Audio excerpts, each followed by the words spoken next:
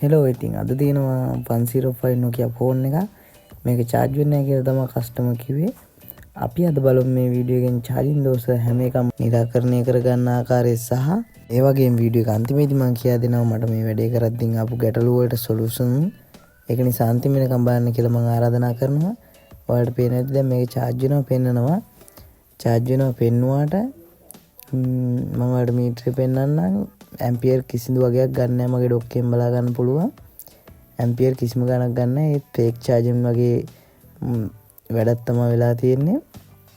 මේක charge වෙන්නේ නැහැ කියලා කස්ටමර් කිව්වා. හරි ඉතින් වීඩියෝ එකට යන්න කලින් තාමත් මගේ YouTube channel එක subscribe කරලා නැත්නම් අනිවාර්යෙන් subscribe කරලා bell icon all දාලා වීඩියෝ එකට like එකක් දාලාම එහෙනම් අද අපි යමු වීඩියෝ එකට.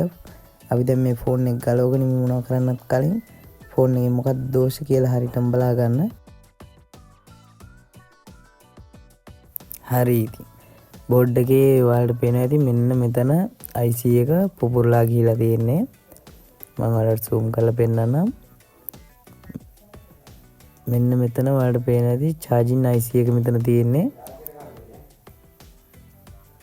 charging IC එක පුපුරලා ගිහිලා තියෙනවා ඔයාලට පේනවා ඇති. IC එක මැද්දෙන් ඇතුළටම හිරක් තියෙනවා. ඒ තරම් IC එකට voltage එක වැඩි වීමක් නිසා IC එක පුපුරලා ගිහිලා වගේ දෙයක් වෙලා තියෙන්නේ. අපිට IC එකක් තිබ්බනම් replace කරලා ඉවරලා charging දෝෂය හදා ගන්න පුළුවන්. දැන් අපිට IC එකක් නැහැ. ඒක නිසා අපි බලමු කොහොමද මේ charging දෝෂය හදාගන්නේ කියලා. ඊට කලින් අපි මේකේ voltage ටික check කරන් ඉන්න ඕනේ. මේකේ pin එකට voltage එක එනවද battery pin වලට voltage කොච්චරක් එනවද කියලා අපි ඉස්සරහම බලාගෙන ඉමු.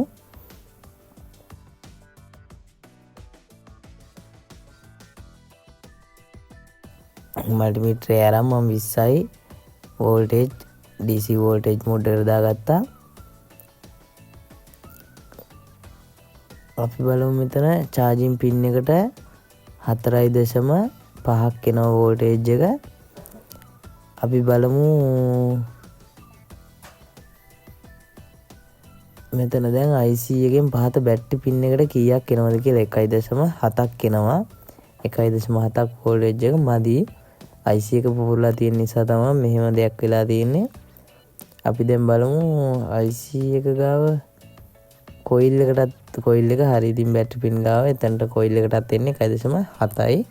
මේ පින් එකෙන් IC එකට එන ලයින් එක යනවා 4.7ක් වගේ යනවා. ඒ කියන්නේ පහම තමයි මල්ටිමීටර් වෙනස් හින්දා මල්ටිමීටර් වෙනස් වෙලා ගියත් එක්ක පහක් අනිවාර්යෙන් මෙතනට වෝල්ටේජ් එක එනවා. අපි දැන් බලමු මේකට මොකද්ද කරන්න කියලා. අපිට charging bypass එකක් කරලා තමයි මේ ෆෝන් එක ගොඩ දාගන්න පුළුවන්. IC එකක් තිබ්බනම් IC එක replace කරන්න පුළුවන්. අනිවාර්යෙන්ම ඔයාලා බලන්න charging දෝෂයක් ආපුවාම coil එක හොඳයිද line හොඳයිද කියලා ඔක්කොම check කරගන්න. හරි ඉතින් අපිට ඕන කරනවා මෙන්න මේ වගේ සෙන diode එකක්. ඔයාලට පේනවා ඇති මේ වගේ සෙන diode එකක් ඕනේ අපිට charging bypass එක කරගන්න. අපි මේ සෙන diode එක අරන් මේක ඔයාලට පේනවා ඇති තියෙනවා කළු පාට පැත්තක්. මේ කළු පාට පැත්ත බැටරි පින් වලට යන coil එකට සම්බන්ධ කරනවා. මේ අනිත් පැත්ත පින් එකේ ඉඳලා එන charging line එකට සම්බන්ධ කරන්නේ අනිත් පැත්ත. ඒක දැන් අපි සම්බන්ධ කරන් ඉමු. මේ සෙන diode එක board එකට සම්බන්ධ කරගද්දී අනිවාර්යෙන් පින් එකේ ඉඳලා එන ධන line එක යන දිගටම සම්බන්ධ කරගන්න ඕනේ. ඒ line එකේ ඍණ line එකට කොහෙවත් short වෙන්නේ නැති වෙන්න component එකකටවත් ගන්නට ඒක බෞද්ධ තියාගන්න ඕනේ.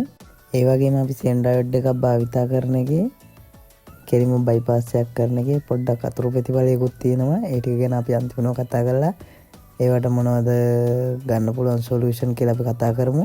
ඒක නිසා වීඩියෝ එක අන්තිම වෙනකන් රැඳී සිටින්න අනිවාර්යෙන්. අපි මේක set කරන් ඉමු එහෙනම්.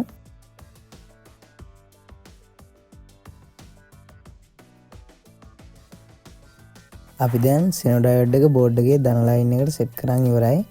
අපි දැන් කරන්න තියෙන්නේ සෙන diode එකේ අනිත් line එක අනිත් පැත්තේ අග්‍රේට අපේ බැටරි පින් එකට ඩිරෙක්ට් ගහන්නත් පුළුවන්. නැත්නම් බැටරි පින් එකේ යන line එක coil එක හරහානේ බැටරි පින් එකට යන්නේ. ඒ line එකට අපිට coil එකේ අනිත් පැත්තට සම්බන්ධ කරන්න පුළුවන්. coil එකේ අනිත් පැත්තට සම්බන්ධ කරන්න ඩිරෙක්ට්ම බැටරි එක ගන්නට වැඩිය coil එක අනිත් පැත්තට සම්බන්ධ කරන එක ෆෝන් එකටත් හොඳයි.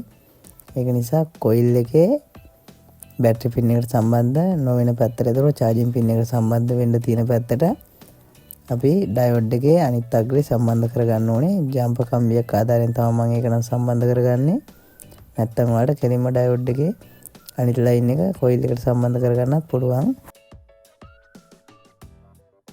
හරි. දැන් අපි ඒක සම්බන්ධ කරන් ඉවරයි. ඔයාලට පේන ඇති මෙන්න මෙහෙම තමයි බලා ගන්න පුළුවන්.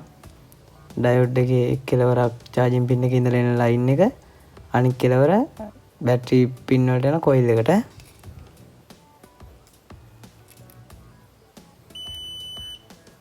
හරි අපි දැන් මේක චෙක් කරලා බලමු charge වෙනවද කියලා.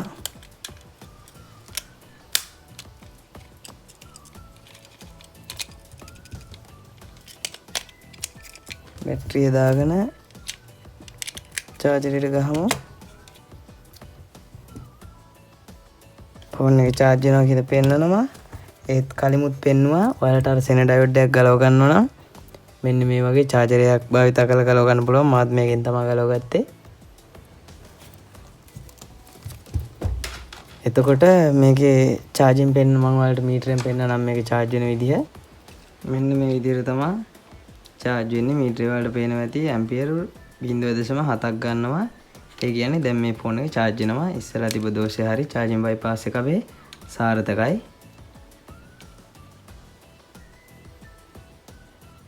හරි ඉතින් මම අර විදිහට ඩයෝඩ් එක සෙට් කරලා ගැහුවා. එකේ ප්‍රශ්න දෙකක් තියෙනවා. එකක් තමයි මේක ඔයාලට මේ පේන්න තියෙන්නේ. බැටරිය charge වුණාට පස්සේ බැටරිය මේක charge වෙන එක නතර වෙන්නේ නැහැ. ඒක ඔටෝම charge වෙනවා පෙන්නනවා. charger එකට ගැහුවා නැතත්. හරිද? ඒ වගේම දැන් අපි මේක ගලව ගත්තා කියන්නකෝ. මේක ඔන් කරා. දැන් මේකේ IC එක තියෙද්දි මෙහෙම උනේ නෑ. මේකේ මම IC එක ගැලෙවුවා ඊට පස්සේ IC එක තියෙද්දි උනේ මෙන් IC එක තියෙද්දි උනේ මෙහෙම charge වෙනවා පෙන්නනවා. ගැලෙවුවට පස්සේ charging එක පෙන් නතර වෙන්නේ නෑ. දැන් මේකේ බැටරිය දාපුවාම නිකන් උනේ නෑ. ඒක ටිකකින් මේක charger එකෙන් ගලවලා ටික වෙලාවකින් මේක නතර වුණා. දැන් මේක එක දිගට යනවා නතර වෙන්නේ නෑ. බැටරිය ගලවනකම් මේක යනවා එක දිගට. ඒකට අපි සොලියුෂන් එකක් ගෙන ඒකට තව සොලියුෂන් එකක් තියෙනවා අපි ගාව. ඒක තමයි දැන් මම ඔයාලට පෙන්වන්න යන්නේ.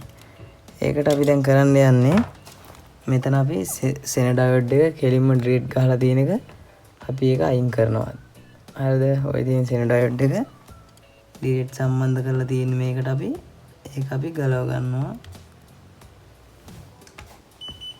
ඒක අපි ගලවගෙන ඉවරලා මේ තියෙන්නේ ඩයෝඩ් එක. මේ ඩයෝඩ් එකේ වලට පේන ඇති මේ පැත්තේ ඉරි දෙයක් තියෙනවා. මේ පැත්තේ මොකුත් නැහැ. මේ ඩයෝඩ් එක මම ගලවගත්තේ පොඩි JBL එකකින්. මේ ඩයෝඩ් එක අරන් අපි මේක ඉරි දෙක තියෙන පැත්ත බැටරි පින් එකට යන කොයිල් එකටයි අනිත් පැත්ත සම්බන්ධ කරගන්නවා ඩයෝඩ් එකට. අනිත් පැත්ත ඩයෝඩ් එකට සම්බන්ධ කරගත්තාම අපිට මේ ගැටලුව निराකරණය කරගන්න පුළුවන්. ඒ වගේම තව දෙයක් තමයි මේ සෙන ඩයෝඩ් එක සම්බන්ධ කිරීමෙන් පස්සේ මට මුහුණ දෙන්න ඕන තව දෙයක් තමයි මේ සෙන ඩයෝඩ් එක අධික ලෙස රත් වෙනවා. පට්ටම එකට රත් වෙනවා. ඒක අපිට මග හැරව ගන්න පුළුවන් මේ අනිත් ඩයෝඩ් එක මේකට දාගන්න එකෙන් අපිට ඒක निराකරණය කරගන්නත් පුළුවන්. අපි බලමු දැන් අර ප්‍රශ්නේ හරියයිද කියලා මේ ඩයෝඩ් එක සම්බන්ධ කරගෙන. හරි දැන් අපි ඩයෝඩ් එක සෙට් කරන් ඉවරයි. අපි බලමු ෆෝන් එක සෙට් කරගෙන අපේ වැඩේ සාර්ථකයිද කියලා.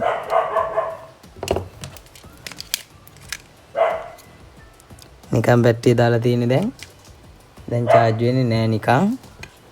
දැන් බලමු අපි charger එකට ගහලා. හරි. charger එකට ගහපුවම charge වෙනවා. ගලවපුවාම off වෙනවා. හරි. අපේ ඒ ලෙඩෙත් අපි निराකරණය කරගත්තේ ඔන්න ඔය විදිහට තමයි. මම ඔයාලට පෙන්නනවා දැන් අපේ charging dock එකෙන් මේ ෆෝන් එක charge වෙන්න ගන්න ampere ගාන. හරි ඉතින් මේ වලට බලා ගන්න පුළුවන් දැන් charging dock එකෙන් ampere 0.3යි ගන්න ෆෝන් එක charge වෙන්න. ඒ කියන්නේ ගොඩාක් charging ගන්න slow එකේ charge වෙනවා කියලා. slow එකේ charge වෙනවා දැන් අවුලක් නැහැ කිසිම. නැත්තම් අපිට අර විදිහට කරපුවාම අනිවාර්යෙන් මේ ගොඩ වෙලාව charge එකට ගහලා තිබ්බොත් බැටරිය සවුත් වෙන්න ඒ වගේ දේවල් වලට එකක් තියෙනවා. මොකද ඇම්පියර් ගොඩක් ගන්න නිසා දැන් මේකේ ඇම්පියර් සාමාන්‍ය 0.3ක් ගන්න. ඒක නිසා ප්‍රශ්නයක් නැහැ. charge වෙලා ඉවරනාට පස්සේ සෙනොඩයිඩ් එකෙන් ඒක සාමාන්‍ය විදිහට පාලනය කරලා දෙනවා අනිවාර්යයෙන්.